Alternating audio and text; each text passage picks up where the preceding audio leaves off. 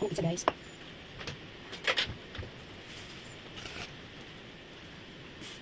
Kailangan may dust para hindi dikit sa ilalim ng pizza mo. Hindi manikit. Ganito ako magpapag ng pizza. Kinagay ko siya. And then, nalagay ko siya dito. Ayan, pinapag ko siya. Ganyan lang, hindi dikit. So, ayan, i-stretch mo lang siya. Ganyan.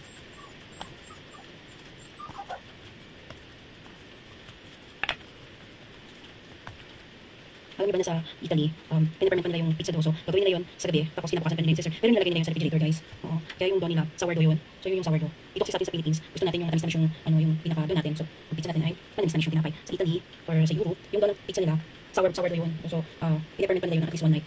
Or gagawin nila sa umaga, gagawin nila sa gabi na. Yun yun. Ganun lang yun, guys. So, ayan yung pizza natin. Tingnan siya kalaki. Kailangan nyo siyang tusok-tusokin ng tinidor. Yan. Sorry, kasi yung lang gahapon ko. Kailangan tusok-tusokin ng tinidor para hindi siya magbabos. Tinidor lang kasi wala akong wala pa ako nung pang-pizza talaga na ginagano lang. Pero pwede natin nila. As you can see, puting-puti yung dough kasi po, ito ay all-purpose flour ang ginamit ko. But you can also use red flour. Ganda to, guys. Yan ay yung pizza. And then, lalagyan ko ito ngayon ng sauce.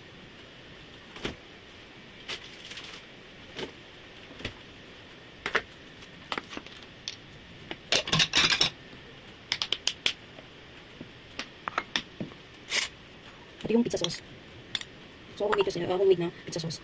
Okay? Homemade po yung pizza sauce na ginagamit ko. Yan ay ginagawa ko lang, guys. Niluluto ko yan. So, hindi ko na pinapakita sa inyo kung paano ko ginawa yung dough at saka yung pizza sauce. Pero next time, pakita ko sa inyo yung pizza. Yan. Tapos, toppings of your choice lang. So, ako din yung ginagawa ko. Yan. Sauce muna. Sauce. And then, nalagyan ko siya ng cheese. Nalagyan natin ito. Yan. Yung cheese na ito nabili ko sa Dali. I think, less than 70 pesos. So, mozzarella and cheddar mix. So, ito guys, ganyan lang yung view sa aking camera. Dahil, hindi siya kamay ko. Okay, magdala. Yan.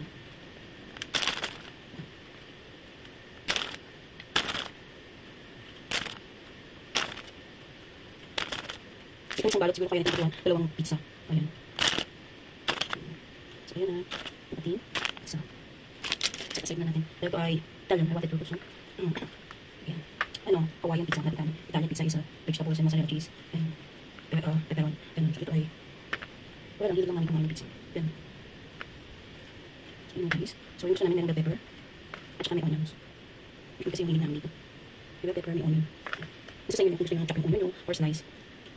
Nabibigay kasi ng aroma yung onion at yung bell pepper. Pag niluto nyo yung pizza, kabang-bang na guys. So, totoo lang kabang-bang. That's why I like it. Siyempre, dahil nga ito ay Hawaiian pizza. Ito lang merong pineapple. Hindi siya kamay ko ha. Don't worry about my hands. Kami hindi naman nakakain nito pati. Kami naman nakakain nito. Sa bahay lang. So, siguro may magtatanong sa inyo, hindi na ba ako nagbabarko? Guys, nagbabarko pa rin ako kaya lang sad to say, hindi po ako makakasampa dahil po kailangan kong magpagano. Dahil po ako ay mayroong ovarian cyst yan. So, ito yung aking pizza. So, yan guys, tingnan nyo. Ganda yan. Ang aking pizza. Yan. Yan. Ang ating pizza. Okay, mamaya. So, ibibig ko ito sa preheated oven ng 180 degrees for at least 12 to 15 minutes. Paasayin ko lang ito ng konti.